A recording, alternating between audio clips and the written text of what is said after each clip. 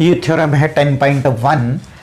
Tangent at a point of a circle is perpendicular to the radius through the point of contact. Okay, यहाँ पर ये circle है और इस circle पर ये पॉइंट P है। इस पॉइंट P से ये एक टेंजेंट पास हो रही है AB। ये O सेंटर है और ये रेडियस है। तो गिवन सबसे पहले हम लिखेंगे कि गिवन क्या है, जो हमको दिया है, मतलब एक सर्कल दिया है, ए circle with centre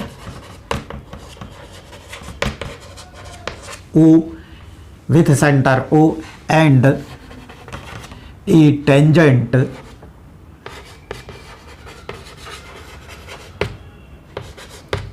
AB at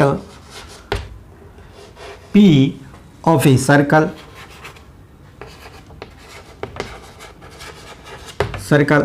अब to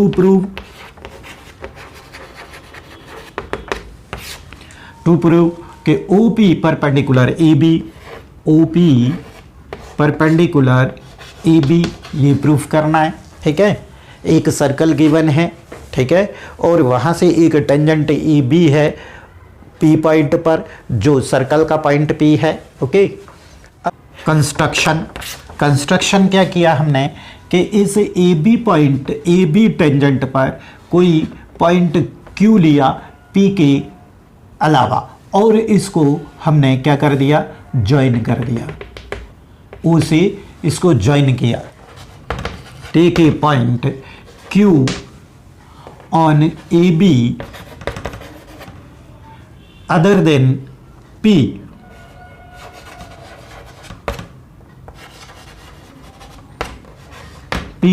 and join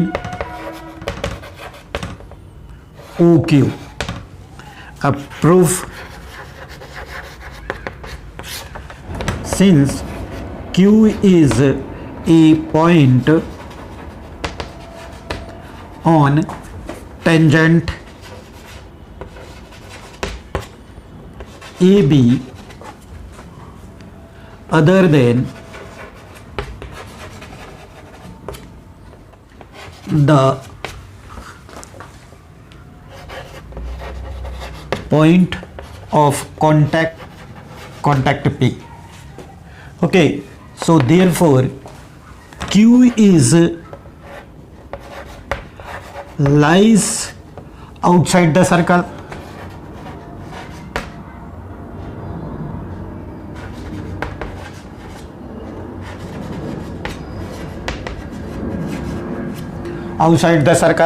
and OQ intersect the circle at R and OQ intersect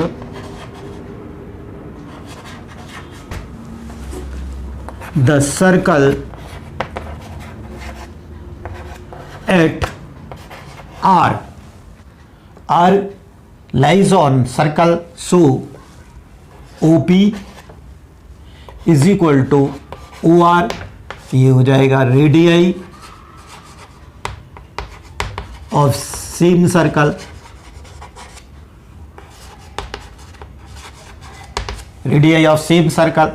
और ये OR less than OQ, therefore OR less than OQ। Okay, जब ये आउटसाइड में है Q तो ये OR लेस देन OQ होगा। OR और OP जो है ये सेम है, तो OR के प्लेस पर मैं OP लिख सकता हूँ, OP less than OQ।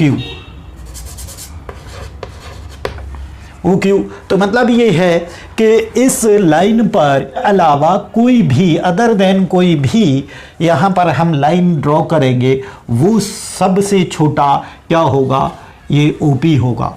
So therefore OP is shortest side,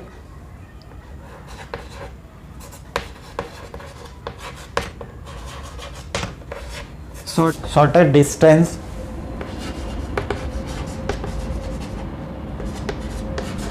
from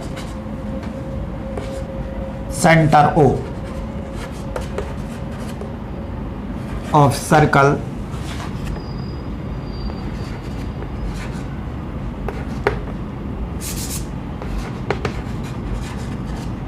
O। Therefore जो शॉर्टेस्ट लाइन होती है वो उस लाइन पर फिर परपेंडिकुलर हो जाती है। जब अब हमारे पास आ गया कि OP जो है सबसे शॉर्टेस्ट डिस्टेंस है ये AB से, ठीक है, तो OP perpendicular AB, hence proved.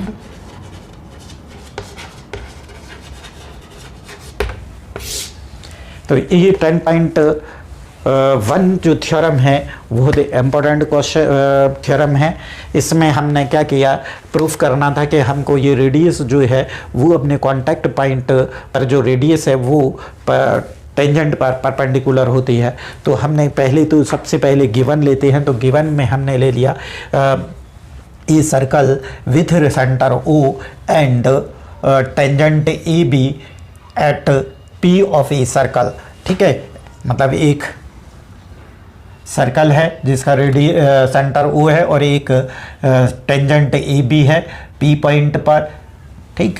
और फिर हमको प्रूफ करना था कि ये जो रेडियस है, ये कॉन्टैक्ट पॉइंट पर जो रेडियस है वो AB टेंजेंट पर परपेंडिकुलर होगी, तो OP परपेंडिकुलर टू AB, ये प्रूफ करना था। अब हमने क्या किया कि इस AB टेंजेंट पर एक दूसरे पॉइंट Q लिया P के अलावा एक पॉइंट लिया और उसको हमने O सेंटर से ज्वाइन कर दिया, O Q को ज्वाइन कर दिया। तो अब इसका मतलब ये क्या हुआ कि ये जो पॉइंट Q है वो सर्कल के आउटसाइड होगा, since Q lies outside of the circle, क्योंकि ये Q पॉइंट है ये सर्कल के बाहर होगा। सर्कल के जब आउटसाइड में होगा तो जब हम इसको OQ को ज्वाइन करेंगे तो ये OQ जो है सर्कल को OR पॉइंट पर इंटरसेक्ट जरूर करेगा। जब इंटरसेक्ट कर रहा है यहाँ पर तो अब क्या हो जाएगा कि OP और OR दोनों इक्वल हो जाएंगे, क्योंकि सेम रेडियस है सेम सर्कल की। तो अब ये point OR less than OQ होगा, OR लेस देन OQ होगा और OR जो है OP के इक्वल है। तो OR जब OQ से लेस होगा तो OP भी OQ से लेस होगा।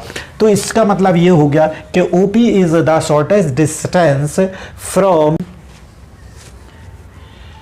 ऑफ ए सेंटर O, ठीक है। तो ये शॉर्टेस्ट डिस्टेंस हो जाएगा इसका O से। तो जब शॉर्टेस्ट डिस्टेंस OP है तो क्या हो जाएगा कि जो शॉर्टेस्ट डिस्टेंस होता है वही उस लाइन पे परपेंडिकुलर होता है, तो OP परपेंडिकुलर AB हो गया। यही प्रूफ करना था।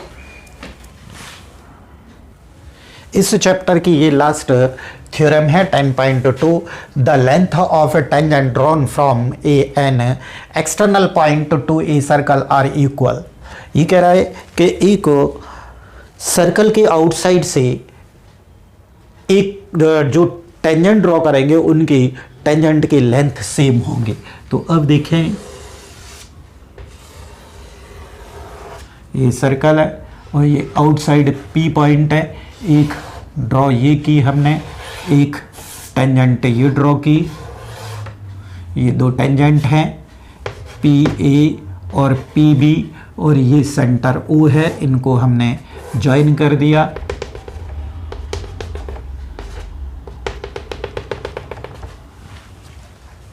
तो given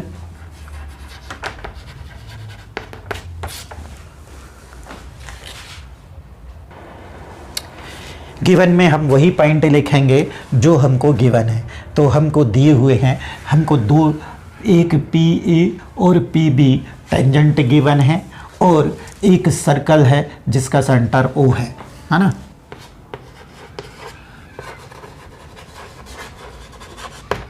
to tangents PA and PB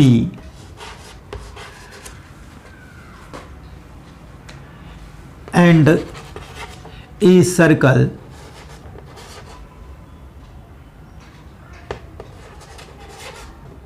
circle with centre O to prove क्या कह रहा है कि इन जो टेंजेंट है इनकी लेंथ सेम है, मतलब P A is equal to P B हमको प्रूफ करना है। और कंस्ट्रक्शन थोड़ा सा हमको करना पड़ेगा। कंस्ट्रक्शन में है ज्वाइनिंग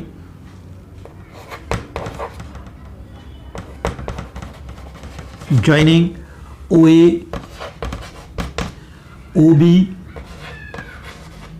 एंड ओ पी, इनको ज्वाइन कर दिया। अब प्रूफ में हो जाएगा। हमको पता है कि रेडियस जो है वो टेंजेंट पर क्या होती है, परपेंडिकुलर होती है। Since radius of a circle is perpendicular to tangent, so OE perpendicular to PA and OB perpendicular to PB। तो in triangles OAP and triangle OPB तो angle OAP is equal to angle OBP is equal to 90 degree each, क्योंकि हमने OA और OP ये radius perpendicular होगी tangent पर, ये radius इस टेंजेंट पर परपेंडिकुलर होगी। तो एंगल E एंगल और B एंगल जो है ये 90 डिग्री के हो जाएंगे, तो दोनों इक्वल हो जाएंगे।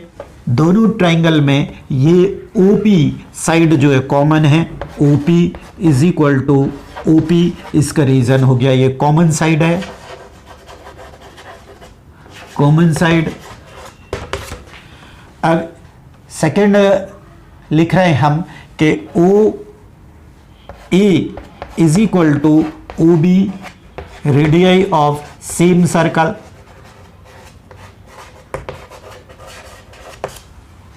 हमें पता है दोनों ट्राइंगलों को कॉन्करेंट प्रूफ करने के लिए हमारे पास तीन कॉन्सेप्ट होना चाहिए। तो एक ये कि एंगल इक्वल हो गया और साइड हाइपोटेनियस इक्वल हो गई और एक साइड हो गई।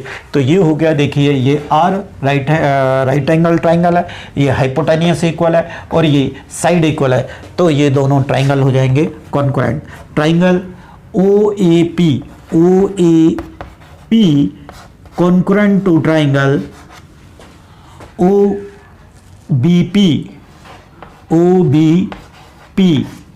बाई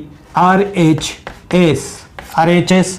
तो अब हो जाएगा PA is equal to PB by CPCT। ये हमने 9th में कॉन्करेंट ट्राइंगल में पढ़ा था, है ना।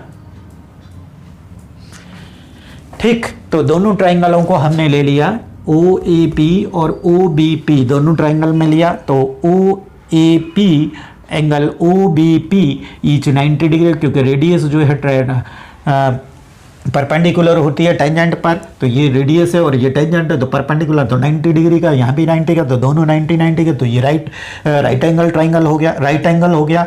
और OP और इस ट्राइंगल में भी OP है और इस ट्राइंगल में भी OP साइड है, तो ये कॉमन साइड हो गई जो कि हाइपोटेनियस है दोनों की। और OA is equal to OB, OA is equal to OB, ये क्या हो गई, रेडियस सेम सर्कल की रेडियस है, तो सेम इक्वल हो जाएंगे।